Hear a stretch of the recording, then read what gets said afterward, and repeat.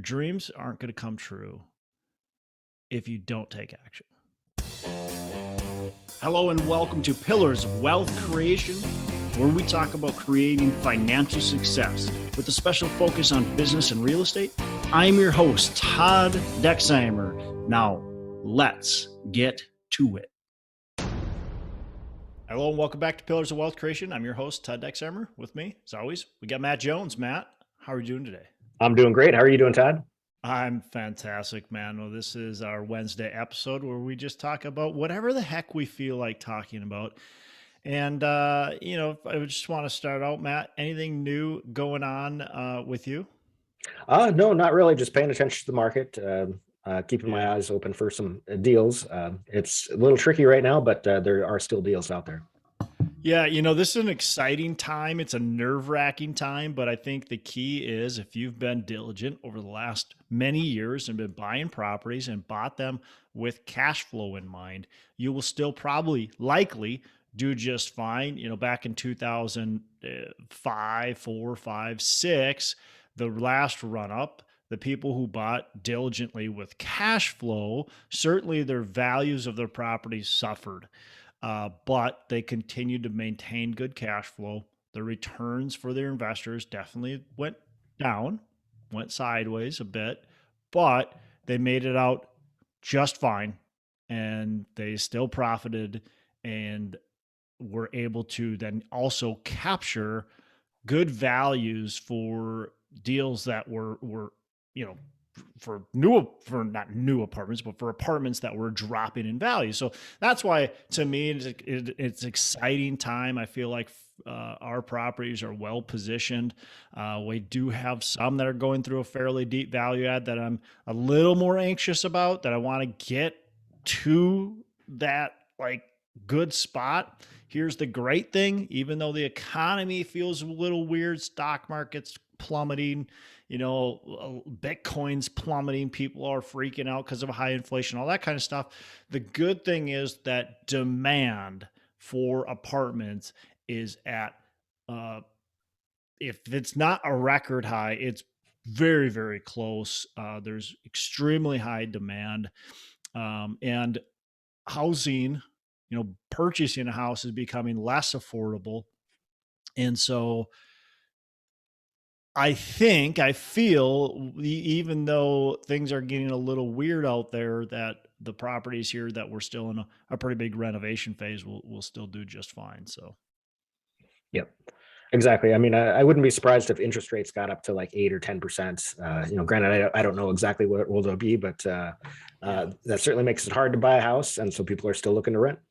Yeah, I think the interest rates would continue to go up until we hit a recession. I just don't see that stopping. So I agree. I could see it going up to 7, 8%, maybe into that 10% range. Depends on inflation and how inflation acts here. If it just continues to not be able to be tamed, certainly that could happen. So we're in for some interesting times. I think exciting times if you're wanting to purchase. If you're being forced to sell, or if you're a flipper, definitely nerve-wracking times. This is where flippers end up losing a lot of money, is when houses start to lose a lot of value very quickly, or the market becomes unknown and they get stuck with properties. So that's why I'm not a speculator anymore. But, hey, to each their own, I guess. Yep. And I talk to a lot of people who want to get started in real estate, but it's like they're at a certain point where it's just so scary to take that first action step. And so that's actually what we're going to talk about today: how an average person can get started investing in real estate. Yeah. So, Matt, it came from a post that I read, and I've got some opinions on it, and then we'll talk about it. So I'm gonna read the post. It says, does the BP podcast, this is particular talking about Bigger Pockets, but I think really any podcast, have anything for the truly average American? I've been listening to the BP podcast for a couple of years now, and it's honestly a pretty good podcast. But I took about a year off because I was getting a little frustrated. It seemed like all the guys and gals who went from zero to hero weren't in my shoes. And then he goes on to explain he's a married man, 3 kids, currently rent, he's a nurse, his wife doesn't want a house hack, podcast guests. Most of the podcast guests had 100K to pull out of retirements or started house hacking at a younger age. Is there a podcast for a married guy with kids, very little cash reserve, blah, blah, blah. And, then he talks about, look, there's a recent podcast, 10th grade dropout to 400 unit complexes without raising money. So like a fool, I thought this person worked a couple jobs, putting 80 hours a week. Come to find out, he started his own business at 20 and 25 years later, sells it for $1 billion. Congratulations on not needing to raise money. So here's my response. And I guess the end is, I'm sure it took a lot of work, but I'm almost 35. Don't want to spend the next 2 decades on a business. Is there a realistic path to financial freedom before I'm 40? So I got a couple responses to this. First response is quit your freaking whining and stop comparing yourself to other people. That's my first response. All you're doing is making excuses. You're trying to compare yourself to other people. And because people aren't exactly like you, you're not willing to see the similarities. Use podcasts for motivation. Just because I have success doesn't mean it was always like that, right? Just because somebody comes onto my podcast and tells you the story, you have to look at that story, first of all, as motivation. And second of all, as what are some things, what are some key takeaways? What are some lessons I can learn from this? So A, I want to be motivated. B, I want to learn a few things that I can take and implement in my business. Stop trying to find the podcast like this guy is trying to find that's going to basically hold your hand and tell you exactly how to do it. And these people are going to relate exactly to who you are. Quit your whining and start taking some action. And by the way, who wants to listen to an average American on a podcast? You're not coming to a podcast to get motivated to learn something by listening to an average American. That average American is working their W-2 job. They're getting done with their W-2 job. They're going home, mowing the lawn, sitting on the couch, eating potato chips, and watching TV until they fall asleep on the couch and then going to bed and doing the same thing over the next day. That's the average American. If that's who you want to be, you don't need to listen to a freaking podcast. Right? And so that's where I hear what the guy is saying, but he needs a little wake-up call. Why do you want to listen to the average person? If you want to be average, be average. Go ahead. But if you want to be great, if you want to be excellent, well, you got to do some things a little bit different than the average person. Yeah, I mean, and don't expect things to be just handed to you. Right. You like you said, you have to take action. You have to put in the effort to be able to get the results that you want. If you're just sitting there waiting for the right podcast to come along or the right inspirational words to come along, you might be waiting a very, very long time. Yep. And yeah, it just like this post irritated me, but a lot of people think this way. And they wonder why they're not getting ahead. Well, you're not getting ahead because you're just not thinking outside of the box, right? And you're always, this guy's, they're not in my shoes. Well, nobody's in your shoes. You are your own self, right? You've got your own story. At least I sure hope you have your own story. So take your story. Married man, 3 kids, 1 on the way, currently rent. I'm a nurse. My wife doesn't want a house hack, right? That's your story. Okay, take hold of the story. You're 35 years old. You want to be financial freedom by the time you're 40. Well, then let's do it. What are you waiting for? Stop listening to podcasts and getting upset that they're not you, and start taking action and create your own story and then be on the podcast so you can hopefully motivate other people and teach them something about what you learned. Yeah. And it sounds like he's stuck in what I call analysis paralysis, where, you've maybe done a little education and you have an idea of like how to do real estate, but you're stuck. You're like analyzing everything. You're like, okay, I need to learn a little bit more before I take action. I need to meet a little more people before I take action. I need to, whatever. And so you keep on pushing the goalposts further and further away before you take action, and then you never take action. Yep. Yeah, you're running on that treadmill, right? You're outside. You're thinking you're gonna go for a 5 mile run outside and run around the lake, but you're on a treadmill, and for some reason you can't figure out why you're not getting around the lake. It's because you're making excuses. You're doing the same thing over and over, right? You're, like you said, you keep on making these excuses of why you can't do it, or analysis paralysis, whatever it might be. And you're never going to take action. And I've mentioned it before. I know plenty of people that go to all the conferences and buy the courses and stuff like that. Yet they never take action. They never try to push themselves out of their comfort zone. If you don't do that, you're never going to get results. You can't get results by reading a book. You can't get results by listening to a podcast. You get ideas, you get educated, but you can't get results. So for the people that are stuck, what does it take for them to break out of that, to get out of their comfort zone? Yeah. Well, get your hat out of your butt. Okay. First of all, right? Realize, I think, understand where you're at. Understand that you are your own worst enemy right now. Stop making excuses. Stop complaining. Stop telling me or anybody else it's somebody else's fault, or you can't picture that your success because they're not in your shoes. Stop telling me that.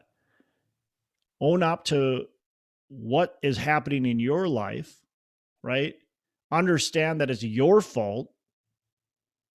No more excuses, and start to take action. It's not the market's fault,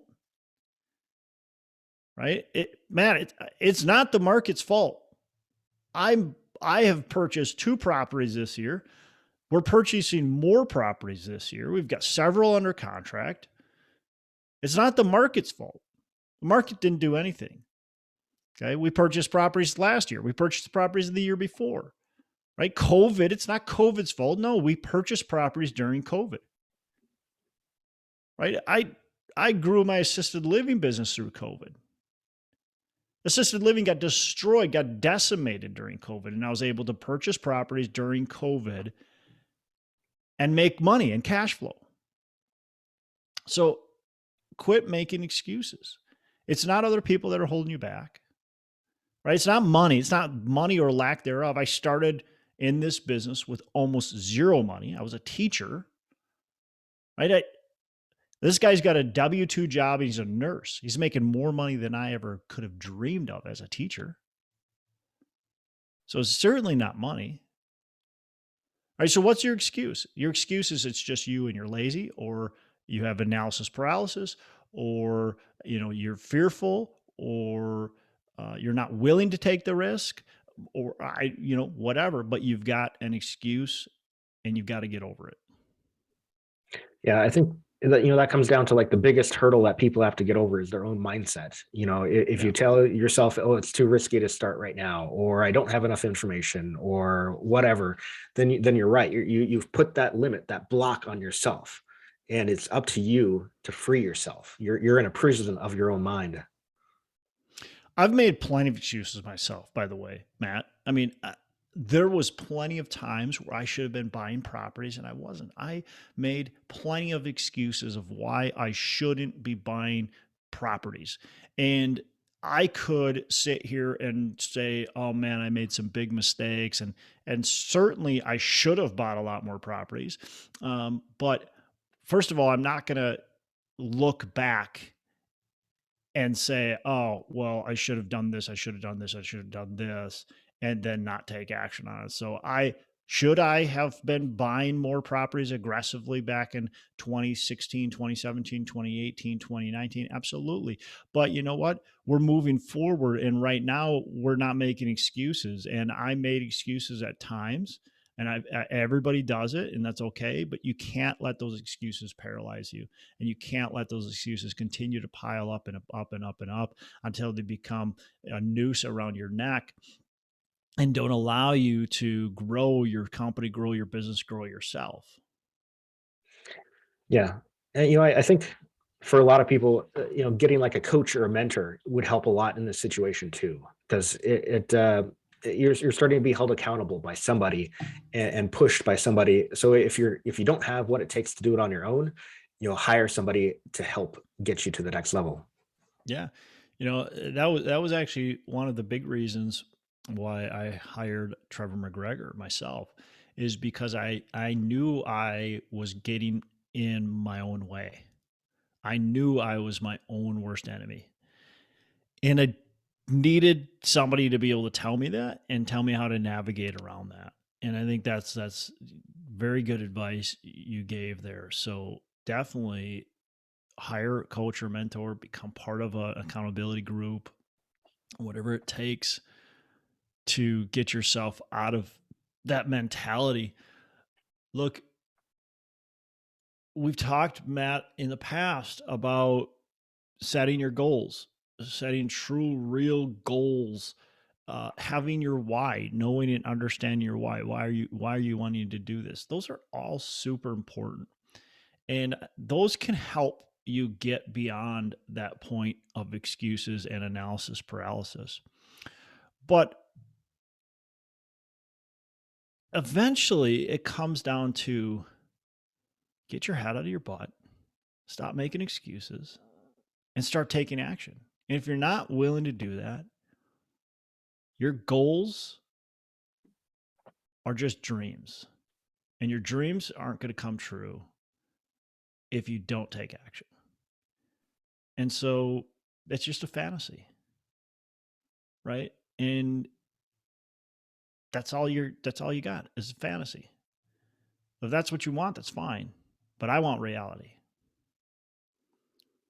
And I want to create my own reality, a better reality than I was, taught that, I had to experience, I guess. I want to create my future to be the way that I want it to be. And so it's important for me to continue to take actions every day to get to that point.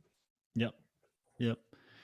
And look, you're listening to this podcast right now, and hopefully you get value out of it. I would assume you're not listening to it if you don't get any value out of it. But we try to have guests on here that have all kinds of different success, have been at all kinds of different levels, and but if you're not finding motivation from the guests that we're bringing on the show because they don't relate to you, you've got to change your attitude. And anybody who's saying I can't put myself in their shoes, and I understand, like, sometimes you listen to somebody on the podcast, you're like, whoa, they're talking right to me, or that's who I am. Those really resonate with you even more so. But even when they're not, even when the guy that's on the podcast or gal that's on the podcast is set up, right? Their parents were uber wealthy, or they started this company, and you find out that they partnered with this billionaire. Oh, they were just handed a silver spoon. Those people were likely, maybe they had a big leg up, but what did they learn? What can we take on that? Because guess what? If they did have that silver spoon, they've likely learned stuff along the way. They have good influences in their life. And so we can still take value from what they're bringing to the table. So it doesn't, maybe you can't relate exactly to them, but you can still learn from them. You can still grow and expand and get motivated if you want to be. This guy doesn't want to be motivated. He just wants somebody to do it for him. I mean, that sounds nice, but it's not going to work. Right. Right. And you got to, yeah, just quit making excuses. All right. What else you got, Matt? Anything else? No, that's it for today, man. Oh, actually, one more thing. I think a lot of people who listen to this podcast don't realize that there is a visual version of the podcast on YouTube. So you can just look up Pillars of Wealth Creation on YouTube and watch us do the same podcast. Let's see our faces. Sure. Yeah, if you want to watch it, absolutely. The other thing too, Matt, I know you've been bothering me lately because we want to have these monthly kind of meetups. And my schedule is kind of crazy, and I got to figure out a good date.